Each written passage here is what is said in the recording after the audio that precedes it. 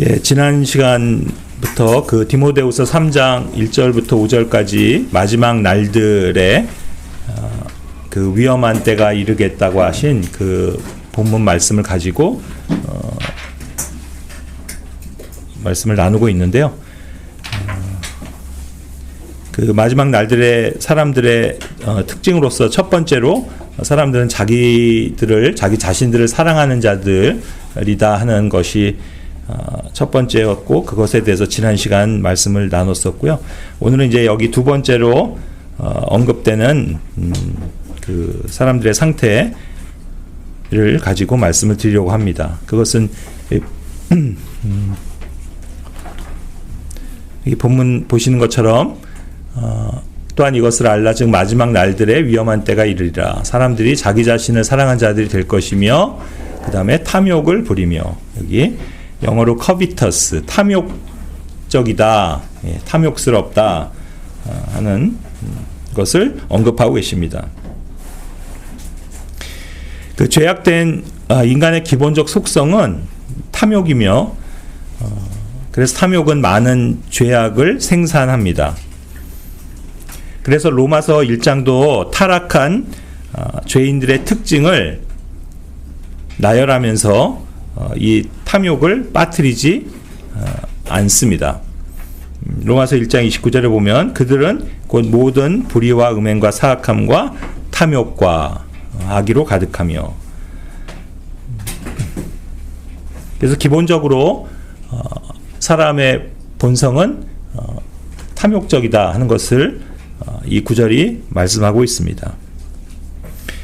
이런 면에서 보자면 타락한 인간에게서 이 탐욕이 발견되는 건 새삼 어제 오늘의 일이 아닐 겁니다.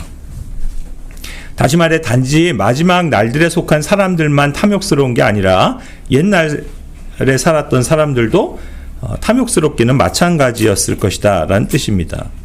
그런데도 왜 이것이 마지막 날들의 위험한 때를 보여주는 현상으로 제시되고 있는 걸까요?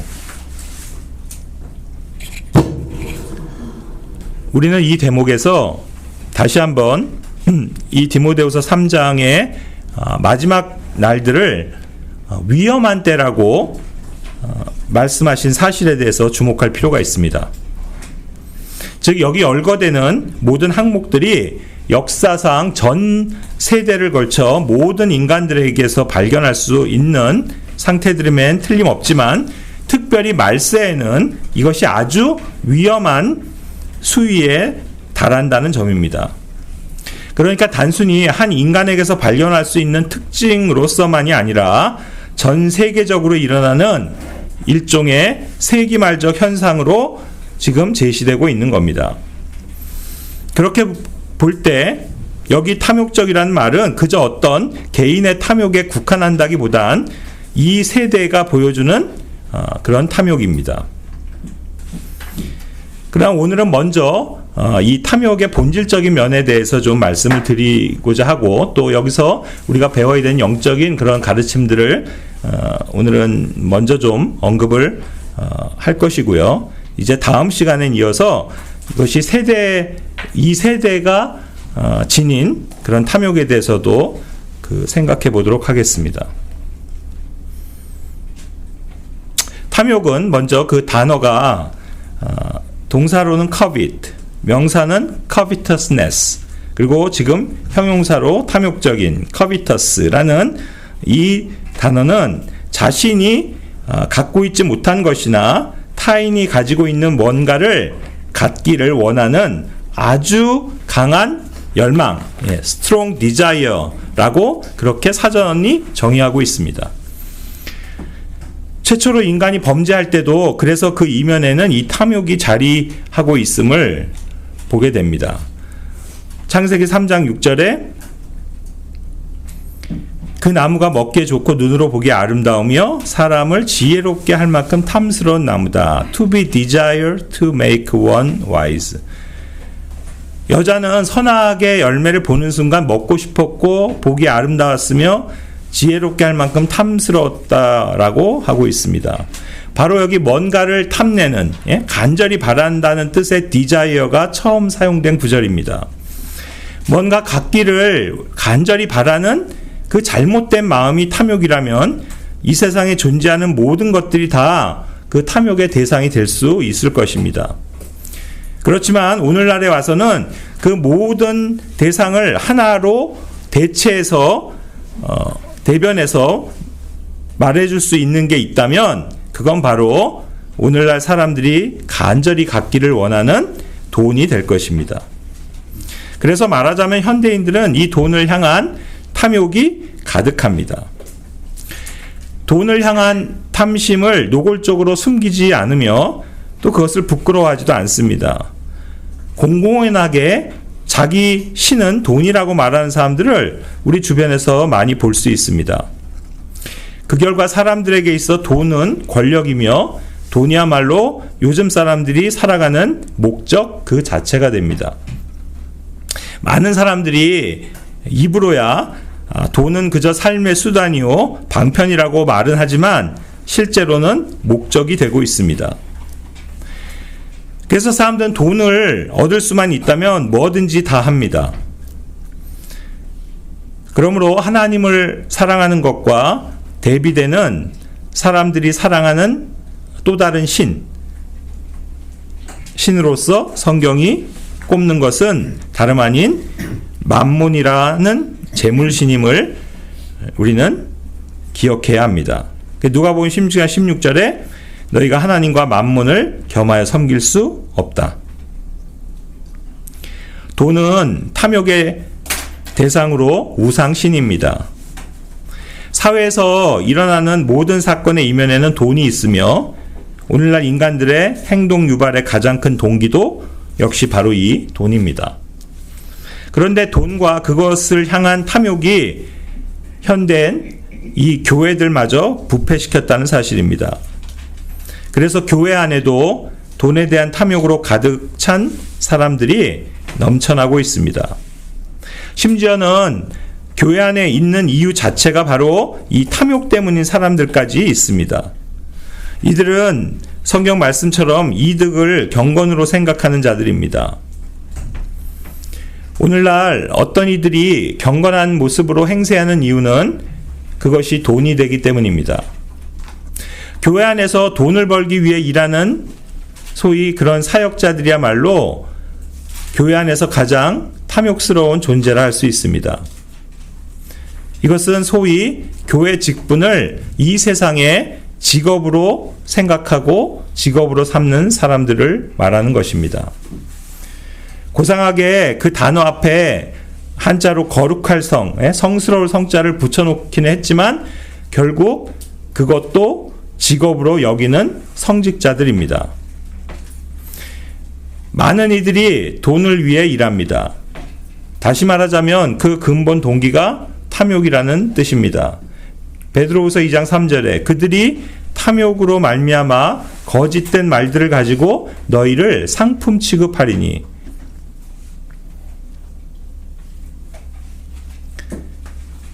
이들 성스러운 직업을 지닌 자들은 거짓된 말들로 교인들의 주머니를 실은 강탈하고 있는 자들입니다.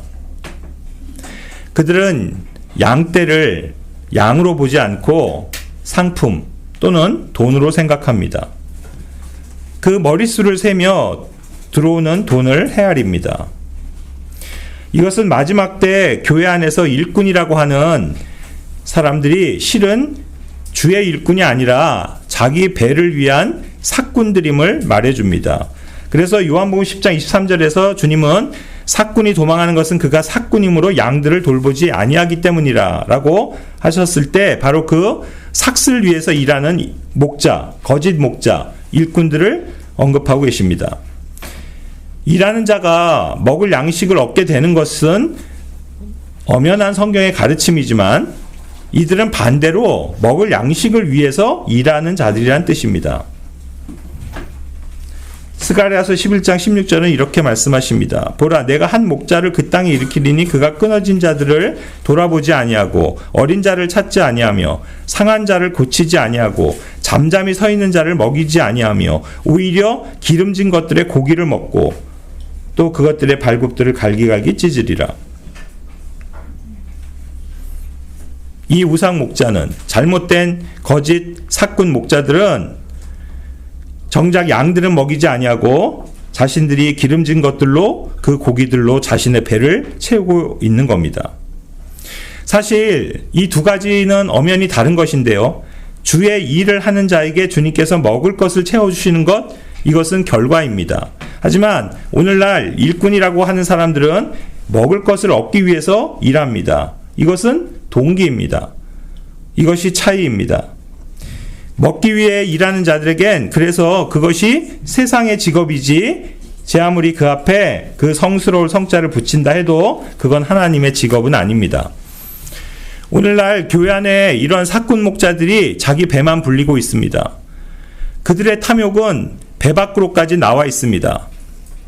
문제는 이들의 재물의 이익 때문에 진리를 말할 수 없는 자들이라는 데 있습니다.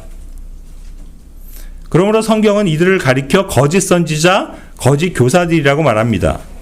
유다서 11절에 의하면 이들은 대가를 바라고 발람의 오류를 따라간 자들입니다. 여러분, 발람의 잘못이 무엇입니까? 바로 탐욕을 쫓아서 돈을 사랑한 것입니다. 베드로서 2장 15절은 그렇게 정의하고 있습니다. 그는 불의의 삭슬을 사랑하였다. 여러분 다 아시겠지만 발람의 사건은 민수기 22장에서 24장 사이에 기록되어 있습니다. 그는 하나님께서 지시하시는 대로 하지 않았는데 그 이유는 바로 그가 불의한 돈을 탐했기 때문임을 이 구절이 밝히 알려주십니다. 오늘날 양떼를 다스리는 목자를 자임하는 목회자들이 하나님께서 주신 대로 진리를 말하지 않고 자기들 임의로 말하면서 사람들을 오도하는 이유는 불의한 이익을 추구하기 때문입니다. 그 목자의 일을 생계 수단으로 여길 뿐 아니라 더 나아가서는 재물을 축적합니다. 여러 가지 비성경적인 명목으로 돈을 거두고 그것을 불의한 곳에 사용합니다. 오늘날 교회들은 돈과 관련한 갖가지 비리와 추문들로 얼룩져 있습니다. 그런 일들이 얼마나 다반사이고 얼마나 심한지 밖에 있는 이 세상 사람들이 교회를 비난하는 단골 메뉴로 삼을 정도입니다. 그 조직화된 교회들은 자기들의 기득권과 이익을 유지하기 위해서 온갖 불법적이며 불의한 일들을 자행합니다. 신학교를 세우고 재단을 설립하고 복지기관을 운영하면서 그것들을 이용해 탈세하고 부정하게 재정을 축적합니다. 그러나 그 어떤 부정과 불의도 금전적 이익을 위해 이 하나님의 진리의 말씀을 바꾸는 것보다 더 사악한 일은 없습니다. 그들은 자기들의 밥그릇을 위해 성경을 변개하고 비진리를 진리로 탈바꿈시켜 가르칩니다. 교회 안의 목회자들과 신학교의 교수들은 결국 그 거짓된 이론으로 자기들의 밥통을 유지합니다. 만일 성경 진리대로 교회들이 운영된다면 아마도 그 수많은 자리들은 다 날아가고 말 것입니다. 그들이 돈과 명예와 권력을 얻는 자리들은 사실 성경의 진리와는 아무 상관이 없기 때문에 사람들이 진리를 알면 자기들의 정체가 드러나고 생계수단이 없어져 버릴까봐 그들은 계속해서 불의 속에서 진리를 붙잡고 있는 자들입니다. 진리를 바꾼 거짓 성경들을 펴내고 팔아서 얼마나 많은 사람이 불의한 삭스를 챙기고 있습니까? 배교한 현대 교회들은 오직 돈을 밝히는 사람들에 의해 그런 일들이 조장되고 있습니다. 즉 성경을 가지고 장사를 하고 있습니다. 수십 수백 종의 새로운 성경을 출판해 그것으로 돈을 모으고 있는 겁니다. 사람들은 언제나 새로운 제품을 좋아한다는 것을 알기에 끊임없이 new, 이 새라는 말을 붙여 성경들을 출간해 냅니다. 하지만 최종 권위가 주어진 이후로 새로운 성경은 없습니다. 그것은 오직 탐욕과 상술이 만들어낸 이권 추구일 뿐입니다. 오늘날 교회들과 신학교와 선교회는 돈에 의해 굴러갑니다. 좀 심하게 말하자면 돈이 없으면 다 쓰러질 단체들입니다. 그래서 그런 조직들에겐 인력이, 맨파워는 곧 파이낸셜 파워, 재력입니다. 그들이 열심히 전도하고 교세를 확장하고 체육관을 빌려 집회를 하는 까닭도 실은 돈을 모으기 위해 사람을 얻으려는 것뿐입니다. 특히 전 세계 기독교 중에서 대한민국처럼 돈을 거두는데 탁월한 나라도 없을 것입니다. 하나님의 것을 강도짓하면 천벌을 받을 거라고 협박을 하는가 하면, 때론 11조를 잘하면 만사 형통하는 축복을 받을 거라 달콤하게 말하면서 이 두 가지 채찍과 당근을 적절히 잘 이용해 헌금을 걷어갑니다. 성전 건축과 해외 선교라는 명분하에 개인들이 빚을 지게 해서라도 헌금을 하게 합니다. 호세아 4장 18절은 그들의 마시는 것이 시게 되었느니라.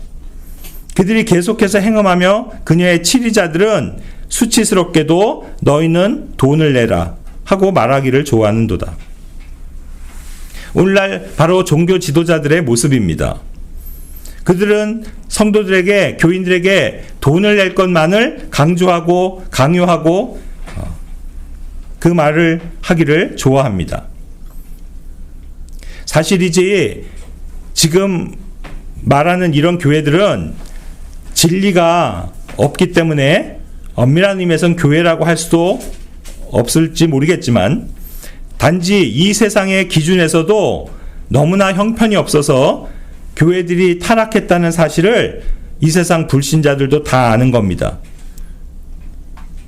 그래서 성경적 교리에 있어 잘못된 점을 굳이 들추어내지 않더라도 그 속에서 움직이는 돈의 흐름만 보더라도 그 단체가 참된 교회인지 아닌지를 쉽게 간파할 수 있는 것입니다.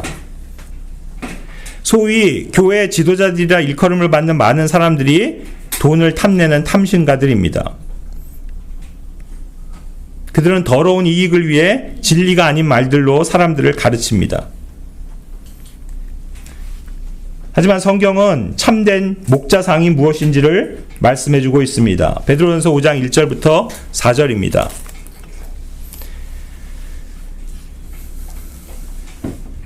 너희 가운데 있는 하나님의 양떼를 먹이고 감독하되 억지로 하지 말고 자진해서 하며 더러운 이익을 위해 하지 말고 오직 준비된 마음으로 하며. 참된 목자는 더러운 이익을 위해서 그 일들을 하지 않습니다. 그래서 교회 안에 목자 역할을 하는 감독이나 집사의 자격 요건에도 그런 내용이 빠지지 않고 들어가 있는 겁니다. 디모데전서 3장 3절에 탐욕을 부리지 아니하며, 디모데전서 3장 8절에도 더러운 이익을 탐내지 아니하며, 디도서 1장 7절에도 더러운 이익에 빠지지 아니하며. 하지만 더러운 이익을 얻으려는 자들은 그래서 가르쳐서는 안 될 것들을 가르치면서 많은 가정들을 전복시키고 있다고 디도서 1장 11절이 말씀합니다. 너희는 반드시 그들의 입을 막아야 하리라. 어떤 자들은 더러운 이익을 얻으려고 자기들이 마땅히 가르쳐서는 안 될 것들을 가르쳐 가정들을 온통 뒤엎는도다.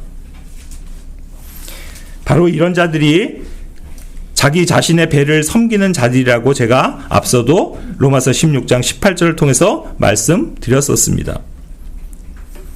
이들이 비록 말은 잘하고 사람들에게 인기가 있지만 결국 속이는 자들입니다. 그래서 오늘날 진리를 말하지 않고 사람들의 인기에 영합하는 말들로 가르쳐 현혹하는 자들이 바로 거짓 교사들이요 사꾼 목자들입니다. 성경은 심지어 이런 자들을 일컬어 개들이라고 표현하고 있습니다. 이사야서 56장 10절부터 12절에 보면 참으로 그들은 탐욕이 심하며 만족할 줄 모르는 개들이요. 신약에서도 이런 종류의 목자들은 탐욕에 의해 사로잡힌 자들임을 동일하게 보여주고 계십니다. 베드로서 2장 1절과 2장 2절에서 그 탐욕에 사로잡힌 거짓 교사들, 거짓 대언자들은 결국 자기가 토한 곳으로 돌아가는 개와 같다고 베드로서 2장 22절이 결론 맺고 있습니다. 성경에서 탐욕이라는 그 단어가 최초로 등장하는 구절도 이스라엘 백성을 다스리는 치리자들의 그 자격에 대해 언급하는 곳에서입니다. 그것은 출애굽기 18장 21절입니다.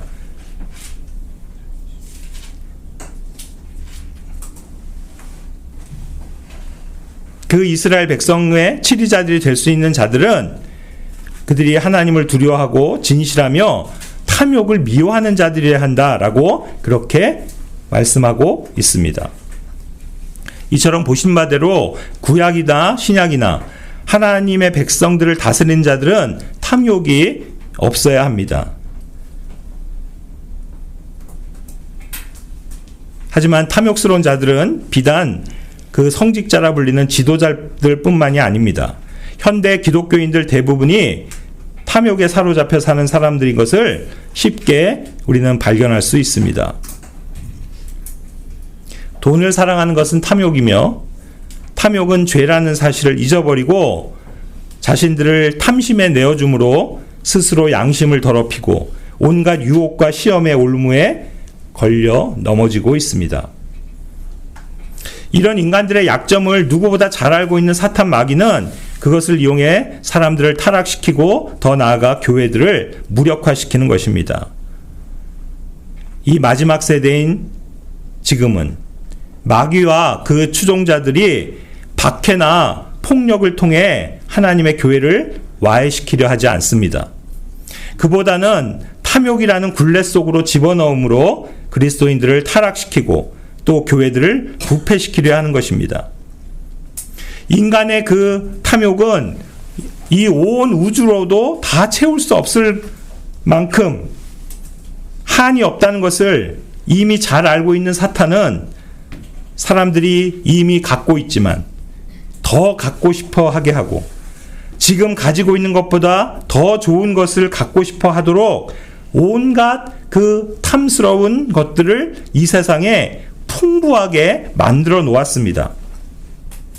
그래서 그것들을 살 수 있고 누릴 수 있게 해주는 돈을 더 많이 가지려는 탐욕을 끊임없이 불러일으킴으로 헛된 희망 속에 가둬놓습니다. 그것이 바로 이 자본주의가 제공하는 시스템들인데 현대인들은 일명 그것을 뭐 경제라든가 산업이라든가 금융이라고 부르는 그 체제들, 그 시스템 속에서 사람들이 물질의 노예가 되어서 살아가도록 만들고 있는 겁니다.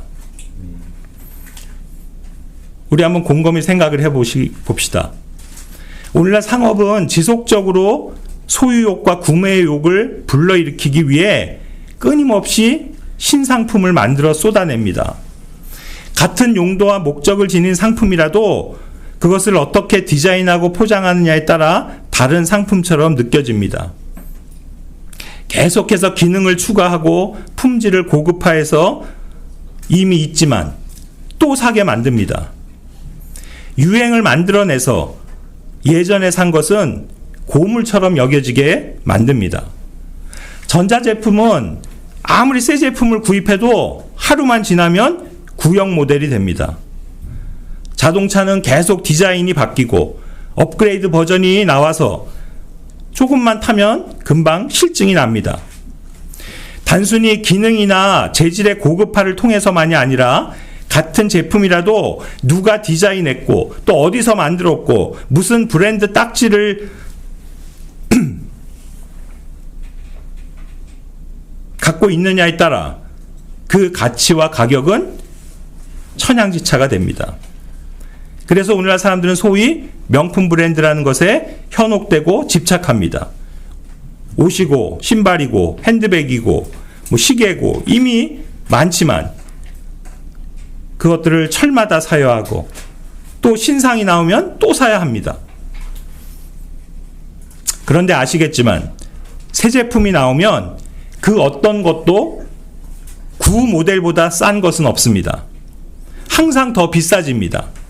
그래서 새로운 상품을 사려면 더 많은 돈을 써야 합니다. 그런 만큼 돈이 더 필요하고 그래서 돈을 더 벌어야 합니다. 그 결과 점점 더 돈을 사랑하게 됩니다. 이것이 탐욕입니다. 그러므로 그리스도인이 탐욕을 피하려면 돈을 사랑하지 말아야 하는 것입니다. 그렇다면 어떻게 돈을 사랑하지 않고 탐욕에서 벗어날 수 있습니까? 즉 탐욕과 반대된 상태는 무엇입니까? 바로 만족하는 것입니다. 디모데후서 6장 8절과 10절은 우리에게 먹을 것과 입을 것이 있은즉 우리가 그것으로 만족할 것이라고 말하고 있습니다. 이미 우리가 먹을 것, 입을 것이 있으면 만족할 수 있는데 거기에서 더 나아가서 무언가를 더 바라기 시작하면 그것이 곧 탐심이 되고 탐욕이 되고 돈을 사랑하는 마음으로 향하게 되고 결국 믿음에서 떠나 스스로를 많은 잘못으로 고통으로 자기를 찔러 꿰뚫게 돼 있다고 성경은 경고하고 있는 겁니다. 사실 돈은 어차피 숫자에 불과합니다. 내가 100만 원을 가지고 있다면 200만 원이 없으니까 나는 또 가지려고 애쓰게 됩니다. 1억을 가진 사람은 아직 10억이 없기에 만족할 줄 모릅니다. 그러면 100억을 벌면 만족할까요? 그 역시 재산이 1000억인 사람 앞에서는 가난한 사람일 뿐입니다. 이처럼 어차피 숫자는 끝이 없기에 돈을 아무리 가져도 부족한 것입니다. 저는 지금까지 자기 자신이 부자라고 생각하는 사람을 별로 본 적이 없습니다. 수백억대 재력가도 자기를 부자라고 생각하지 않습니다. 어제도 발표가 났지만 그 500대 세계 부호들 중에 우리나라 유일하게 거기 280 몇인가 들어간 삼성 이재용 회장 12조 얼마인데 그런 사람을 생각하면 자기 자신은 초라하게 느껴지는 것입니다. 제가 현재 그 가게를 하고 있는 우리 마포의 그 건물주는 제가 보기엔 상당한 부자입니다. 왜냐하면 그 건물, 상가 건물은 제가 아는 바로는 시세가 거의 1000억에 가까운 상가 건물이기 때문입니다. 1층에는 저와 같은 가게들이 14개가 있고요. 2층부터 4층까지는 사무실, 병원, 학원들이 입점해 있어서 제가 들은 바로는 한 달에 가게세로 들어오는 임대 수입만 6천만 원이 넘는다고 들었습니다. 그런데 언젠가 제가 그 건물주와 대화한 적이 있었습니다. 그때 그분은 자기는 매년 갈수록 가난해지고 있다고 말하는 거였습니다. 정부에서 임대료는 일정 부분 못 올리게 법으로 막아놓고는 세금은 온갖 방법으로 이리저리 엄청나게 떼간다는 거였습니다. 또한 자신은 국민건강보험료를 1등급 레벨에 속해서 내고 있기 때문에 한 달에 500만 원씩을 내고 있는데 그렇다고 병원에서 무슨 특별 대우를 해주는 것도 없다면서 투덜대는 거였습니다. 그러면서 뭘 하냐면 당최 대한민국에서는 살 수가 없다고 불평 불만과 정부 욕을 막 늘어놓는 거였습니다. 아마 저도 그랬지만 그 얘기를 듣는 사람이라면 속으로 야 나도 그만큼 건강보험료 내고 세금으로 한번 빼앗겨봐도 좋으니 그렇게나 한번 벌어봤으면 좋겠다 이렇게 생각할 겁니다. 이처럼 대한민국 상위 1%에 들어가는 사람들도 자신을 부자라고 생각하지 않는다는 사실입니다. 그리고 이 부자의 기준은 매년 상향되고 있습니다. 바로 요 한 2주 전에 연말에 이 대한민국의 부자에 대한 보고서가 발표되었습니다. 이 조사는 매년 이맘때쯤 이 은행 기관을 통해서 조사되는 것인데요. 올해 2023년 기준 대한민국에서 10억 원 이상 금융자산을 보유한 인구가 3만 2천 명이 늘어나서 총 45만 6천 명이라고 합니다. 이는 우리나라 전체 인구의 0.89%에 해당합니다. 1%가 채 안 되는 거죠. 그러니까 우리나라에 10억 원 이상 가진 사람이 45만 명이 넘는다는 말입니다. 우리의 기준으로 볼 때는 다 부자들 아닌가요? 그런데 바로 이 사람들한테 물어봤습니다.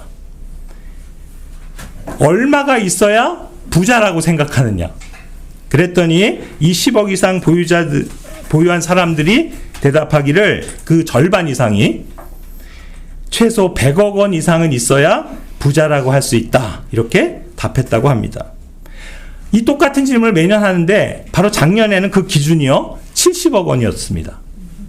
그러니까 1년 전만 해도 대다수 사람들이 우리나라에서 그래도 70억 원 이상의 자산은 있어야 부자 축에 속한다고 생각했는데 1년이 지나 그 기준은 무려 30억 원이 늘어나 최소 100억 이상은 돼야 부자 소리를 들을 수 있게 된 겁니다. 이처럼 세상에서 부자의 기준은 계속해서 올라가고 그 결과 99%의 국민들은 자기는 부자가 아니며 오히려 가난하다고 느끼고 있는 겁니다. 그래서 여기서 깨달을 수 있는 사실은 이 돈을 향한 욕심을 그치게 할 수 있는 건 그래서 숫자가 아니라 금액이 아니라 바로 만족에 있다는 것입니다. 여기 있는 우리같이 평범한 사람들은 수중에 1억 원이 있다면 크게 만족할 수 있을 거라 생각할지 모르지만 막상 1억 원이 생기면 10억 원이 없어 또 10억을 벌기 위해 탐욕을 부립니다. 그리고 10억 원이 있게 되면 이제 만족하느냐면 다시 100억 원이 없어 불만족스러운 겁니다. 그럼 우리가 흔히 정말 평생을 다 쓰고 가지도 못할 정도의 자산, 돈을 번 우리가 얘기하는 슈퍼리치라고 하는 그런 사람들은 어떨까요? 이제 그 사람들은 더 이상 돈을 벌 필요가 없을 만큼 많은 돈을 갖고 있으니 그 사람들은 이제 더 이상 탐욕을 부리지 않을까요? 즉 우리 돈으로 수조 원, 수십조 원을 갖게 되면 비로소 이제 사람들은 만족해하며 그 돈을 더 벌고자 하는 탐욕을 그칠까요? 하지만 더 이상 돈을 벌어지지 않아도 될 만큼 그렇게 많은 돈을 갖고 있는 사람들은 그 돈을 지키기 위해 또 다른 탐욕을 부리게 됩니다. 제가 요 며칠 전 인터넷 기사를 봤습니다. 우리가 잘 아는 페이스북의 창시자 마크 저커버그, 그가 현재 하와이의 어떤 섬에 새로 집을 짓고 있다고 합니다.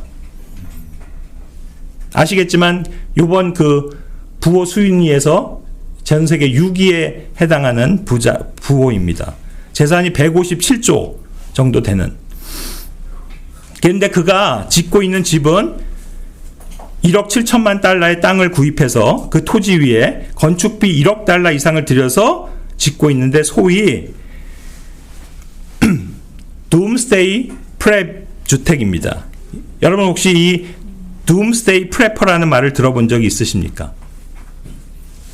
바로 지구 종말에 대비하는 사람들인데 지하 창고나 벙커 등의 장기간 생존 가능한 시설을 마련하는 사람들을 일컫는 신조어입니다. 이 저커버그는 핵이 폭발할 시에도 견딜 수 있는 지하 대피소가 있는 건물 자체 내에 에너지와 식량과 물이 자체적으로 조달 가능한 그런 주택을 지금 짓고 있는 겁니다. 그런데 놀라운 사실은 이건 이 저커버그만이 아니라 미국의 실리콘밸리에 있는 억만장자 중 절반 이상이 이 지구 종말을 대비하는 이른바 아포칼립스 주택을 건축하고 있다는 겁니다. 뭘 볼 수 있습니까? 지난번에도 말씀드렸던 것처럼 인간의 자기 사랑은 자기 보존의 욕망으로부터 나오는데 그것은 결국 탐욕으로 이어지고 다시 탐욕은 자기 보존을 위한 자기 사랑으로 반복된다는 사실입니다. 다시 말해 인간은 돈을 벌기 위해 탐욕을 부리고 또 돈을 벌면 그 돈을 지키기 위해서 또 탐욕을 부린다는 겁니다. 그렇지만 성경은 무엇라 말합니까?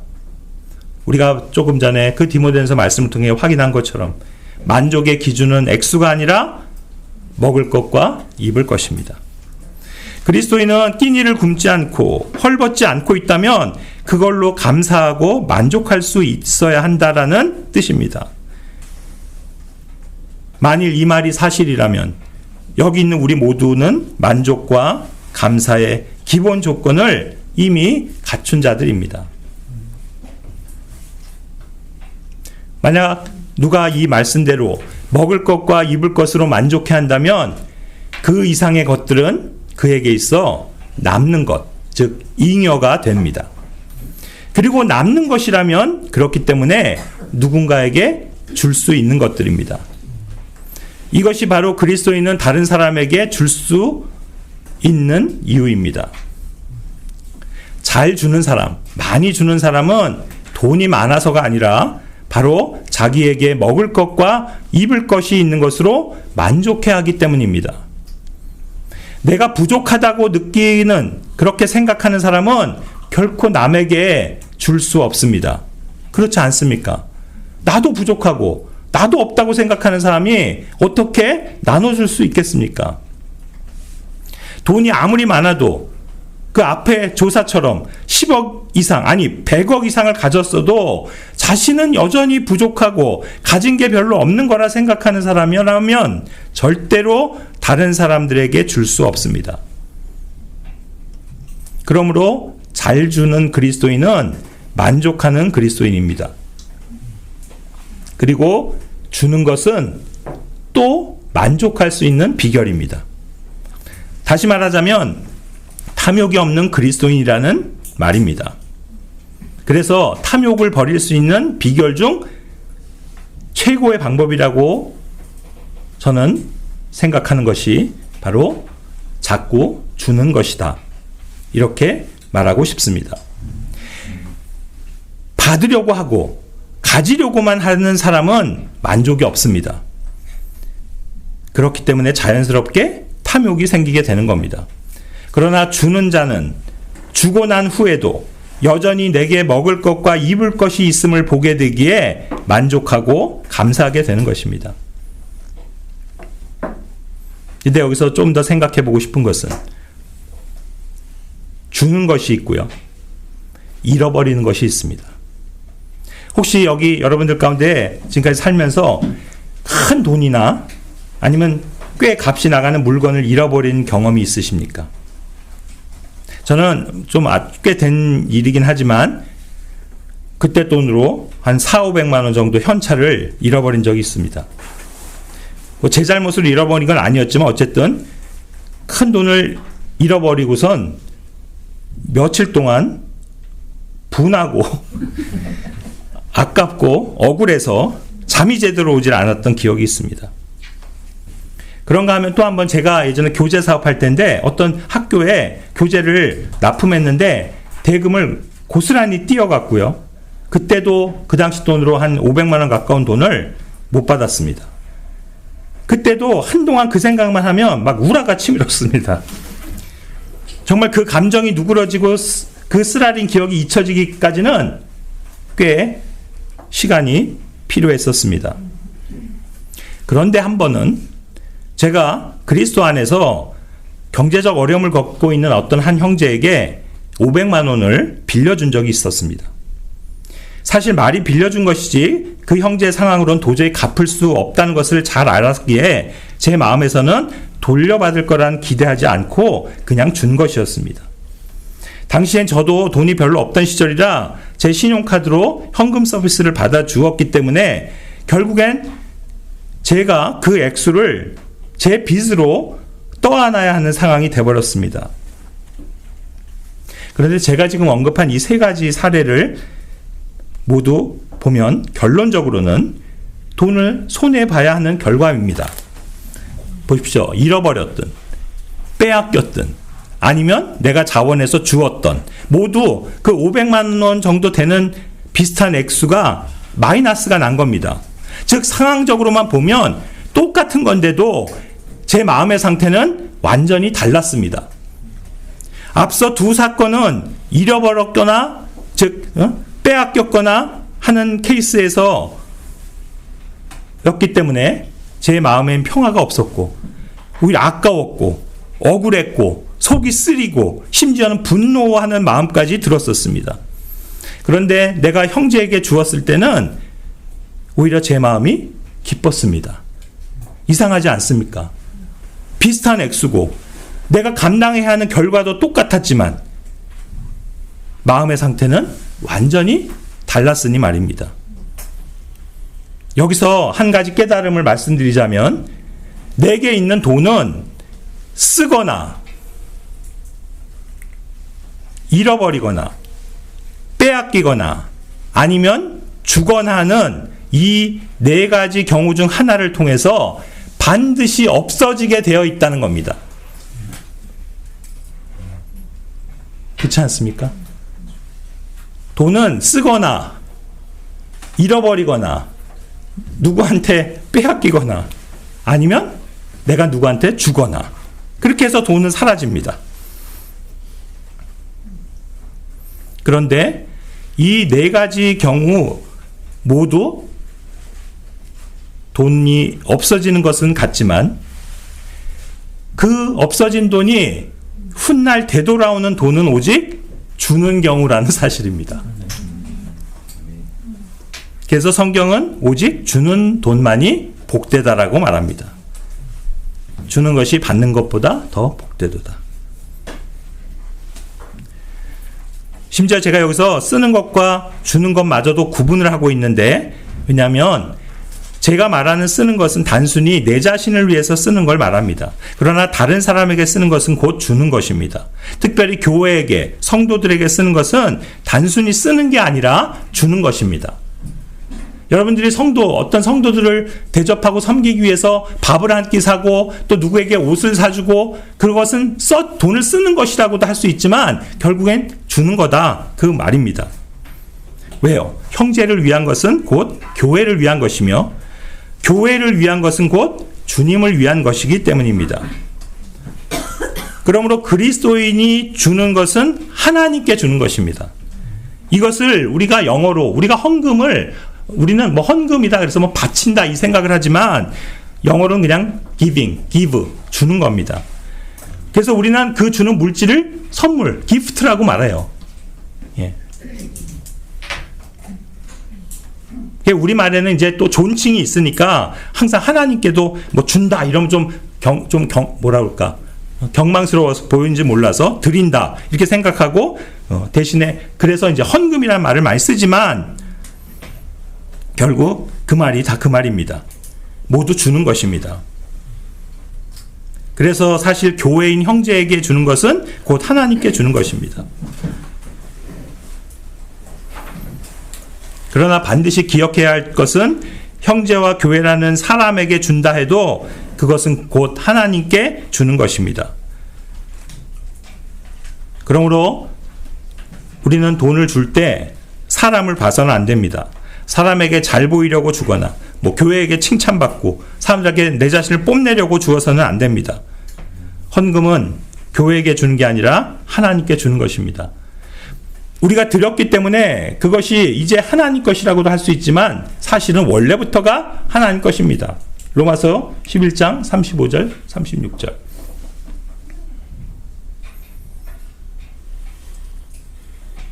그런데 이 사실을 잊어버리고 내게 있는 그 돈이 내 것이라고 생각하면 이제 주는 것이 아깝거나 인색하게 될 수 있습니다. 더 나아가 주고 나서도 탐욕에 빠질 수 있습니다. 우린 성경에서 이런 종류의 탐욕에 빠졌던 사람들의 예시를 발견할 수 있습니다. 구약에서는 아간이고 신약에서는 아나니아와 삽비라 부부입니다. 여호수아 7장 20절과 21절에 보면 아간이라는 인물은 노력한 그 노략물들 중에 좋은 옷과 은과 금을 착복했습니다. 문제는 그 은과 금은 실은 주님의 보고에 드려져야 하는 것이었다는 것입니다.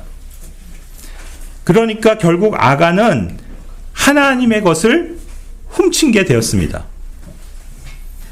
마찬가지로 신약의 아나니아와 삽비라 부부는 자기들의 땅을 팔아서 그 돈을 주님께 드렸습니다. 사도행전 5장 2절과 3절에 보면 그런데 그 돈의 일부만 드렸습니다. 그래서 도대체 무엇이 잘못된 것일까요?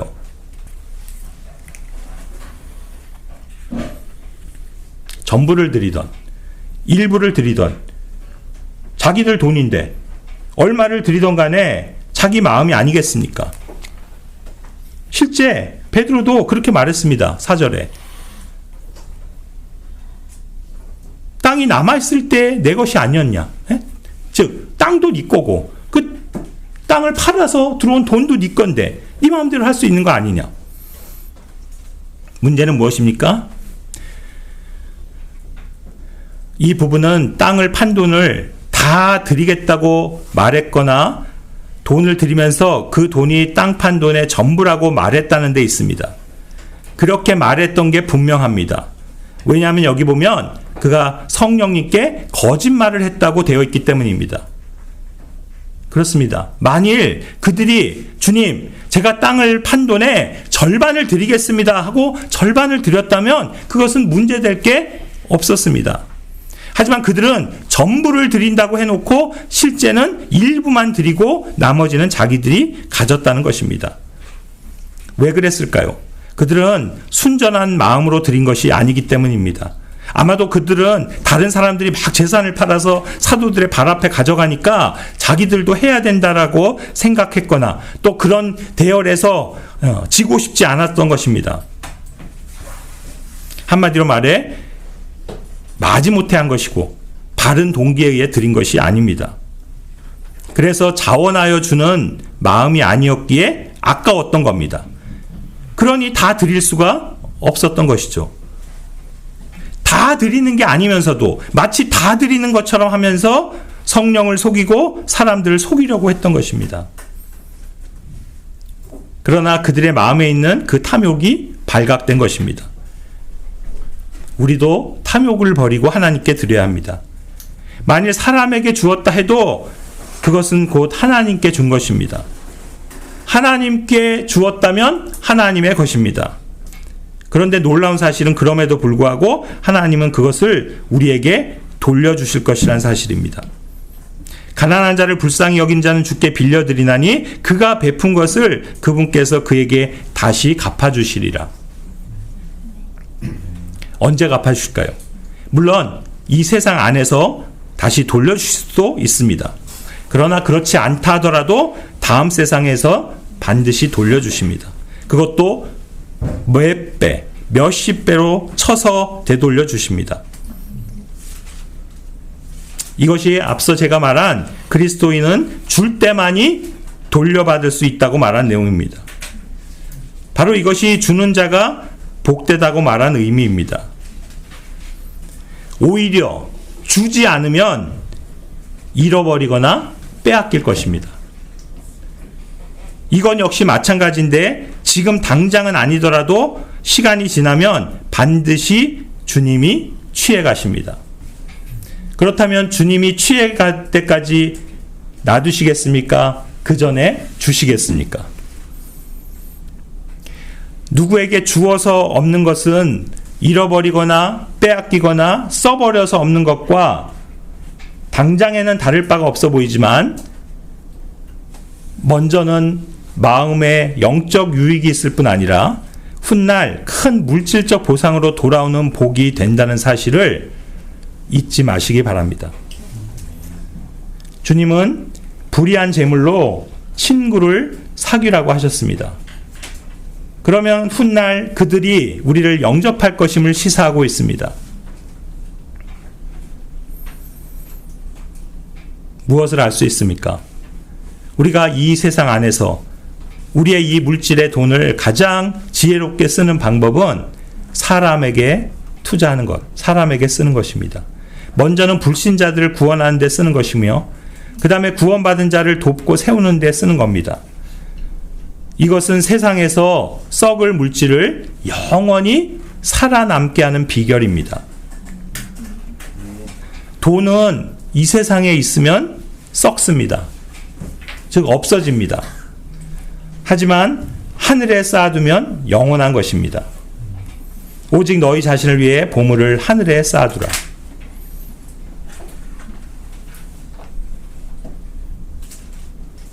결론적으로 말씀드립니다. 여기 계신 모든 분들이 정직하게 그리고 열심히 정말 최선을 다해서 일해서 돈을 많이 버는 것 좋습니다. 중요한 건 그렇게 번 돈을 하늘에 쌓으시기 바랍니다.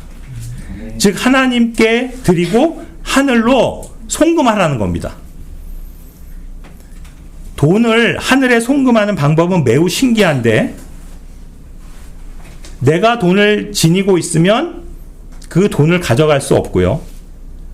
그 돈을 다른 사람에게 주면 그 돈이 하늘에 입금됩니다.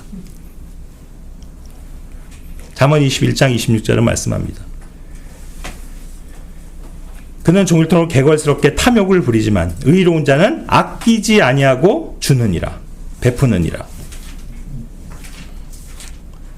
오늘 여러분은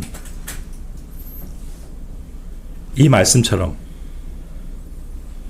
탐욕을 부리는 자들이 되시겠습니까? 아니면 아끼지 아니하고 베푸는, 그래서 의로운 자라는 그런 사람들이 되고 싶으십니까? 올 한 해 우리가 여러 면에서 우리의 삶을 돌아보고 또 평가도 해보고 또 반성도 하고 또 감사한 것들도 있고, 또 그러면서 새해에도 새로운 결심과 계획들도 세울 줄 압니다. 오늘 말씀의 주제와 연관해서는 우리가 올 한 해 얼만큼 우리가 주님 앞에서 정말 주는 자들이 되었는지도 다시 한번 생각해 보기를 원하고, 이제 새해에는 우리에게 하나님이 허락하시는 그 많은 은혜들을 또 많은 다른 사람들에게 줄 수 있는 그런 넉넉한 그리스도인들이 되기를 소망해 봅니다. 예.